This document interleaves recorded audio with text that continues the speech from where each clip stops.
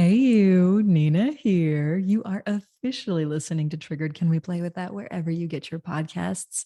And for all you empowered humans out there who are following me on Instagram at Drama Therapist Nina, congrats to you because you know that we have some free goodies coming this month. We are bringing back the free empowerment workshops, y'all. I'm very excited. We had 5 at the end of the year.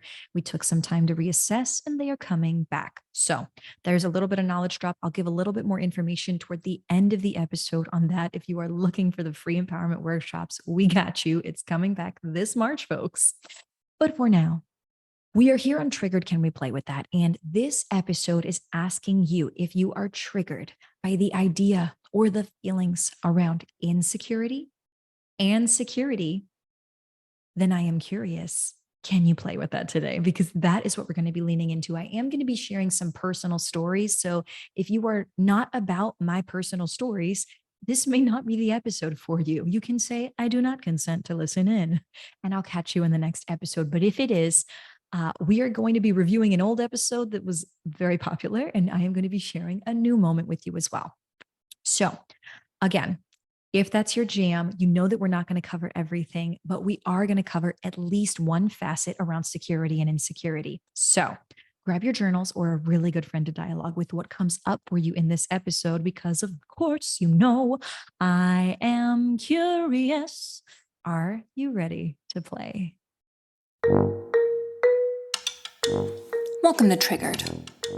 Can we play with that? You know that moment when your emotions ramp up in an instant, leaving you feeling helpless, frozen, or out of control? In that moment, you've been emotionally hijacked, the very definition of triggered. And I want to ask you, can we play with that? I'm Nina L. Garcia, drama therapist and empowerment coach of Houston Creative Arts Therapy. Join me as we discover ways to empower you and the people who mean the most to you, to transform hard conversations into teachable moments. Triggered. Real playful, real respectful, real empowered.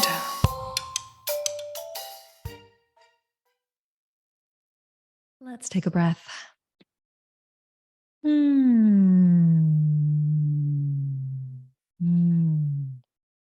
Well, I think I really needed that breath today. I hope that you certainly took the breath as well, because breath work is a fantastic skill to have, but not the focus of this episode. So, of course, we are exploring insecurity versus security, right?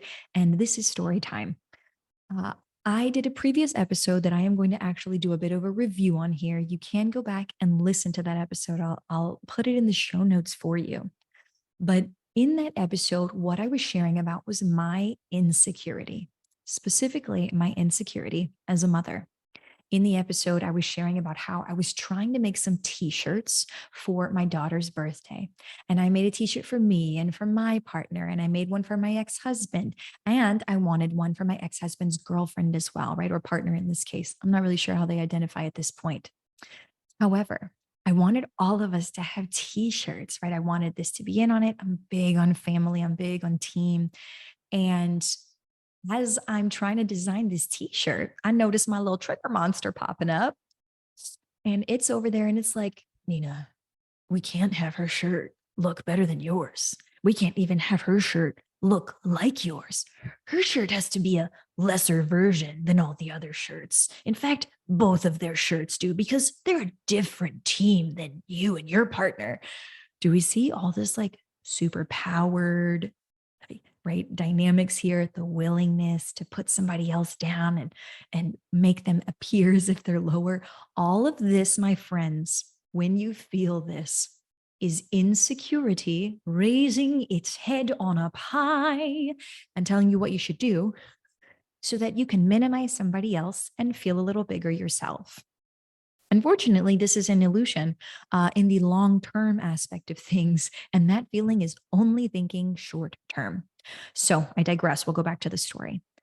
I am there trying to make these shirts and I am going back and forth with the designer. And I'm like, well, I want mine to be a T-Rex, but hers shouldn't be a T-Rex. Can we make it like a T, like not a Tyrannosaurus? What's the word I'm looking for? A Triceratops? Both T's, y'all. Can we make it like a Triceratops? No. Can we make it like an herbivore? Can we, right? I am seriously at that point in my process was trying to work through feeling really insecure, honestly, about my role as a mother in this, right? And so you can definitely hear more on that episode if you head back to that. Again, it'll be in the show notes, but that is a recap on how insecure I was feeling at the moment that I couldn't even have our shirts appear to look the same. Now, you know, ruining the end of the story there. I did manage to work my way through that so that I felt really good about all of the shirts. We're going to come back to that. So put that on the shelf right now because today's story, fast forward and everything, uh, is a more recent one. And instead of the insecure moment, right, I'm going to share with you a secure moment I had. Secure moment. I am taking a shower and I'm doing my thing, and my little one is outside of the shower and she's bringing things to the tub's edge and she's asking me, can I bring this in the tub, mommy? Can I bring this in the tub, mommy? And of course, my responses are, you can't bring that because that one's metal. You can't bring that one because it's paper. And then the next thing she brings up is a necklace. And it's a gold bead necklace. It's got string. It's nothing particularly special to the outside eye. But of course, to a 3-year-old, right? And to any human being, right? There could be an internal specialness, right? To this. And of course, that's what happens here. She holds this up and she says, can I take this one in the shower, mommy? And I say, baby, I wouldn't take that one in the shower because it's made of string and the string might get really icky in the water and then you might not have a necklace anymore. And she looks down like she's really sad. And then she looks up at me and she holds the necklace to her chest. And she says to me, and I quote, Mommy, Jess gave me this necklace.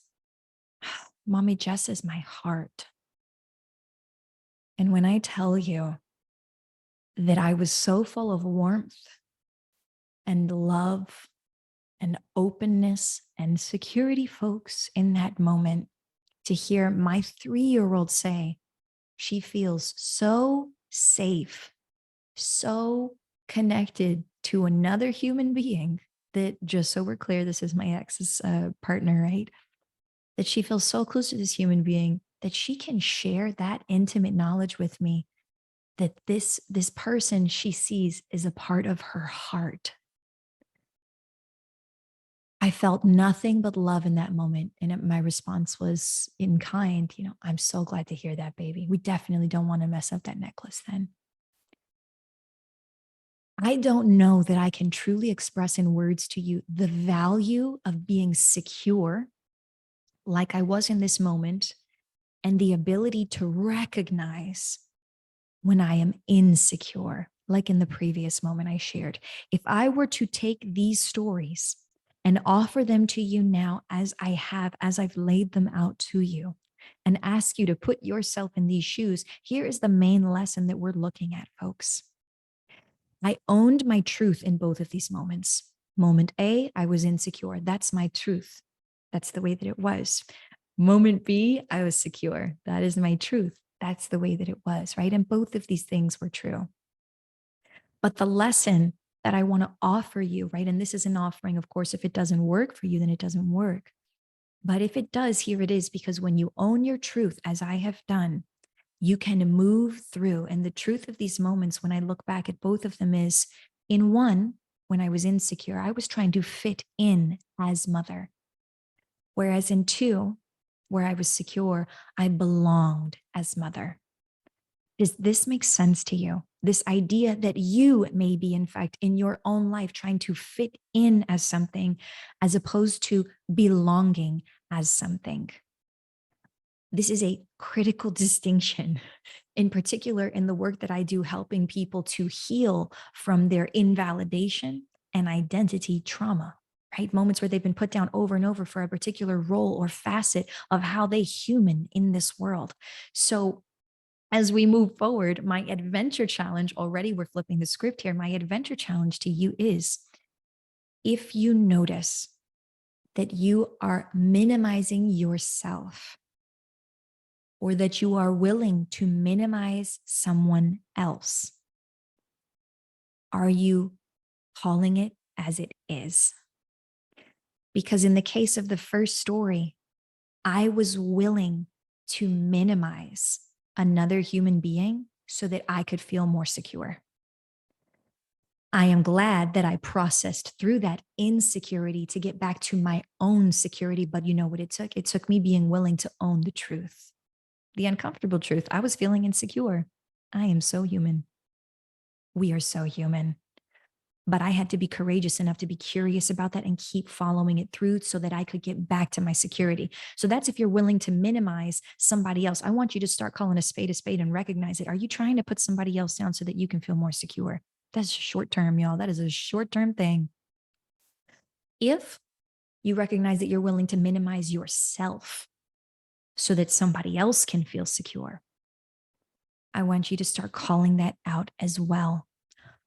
Either way, whether you minimize yourself or whether you minimize somebody else, we are keeping up a powered and oppressive dynamic in our lack of ability or capacity or willingness to take up the space that is ours. And I'm not talking about taking over space.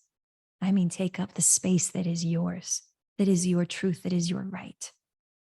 So that is my adventure challenge for the upcoming week, for you to recognize whether you are minimizing yourself so that somebody else can feel more secure, or whether you are minimizing someone else so that you can feel more secure.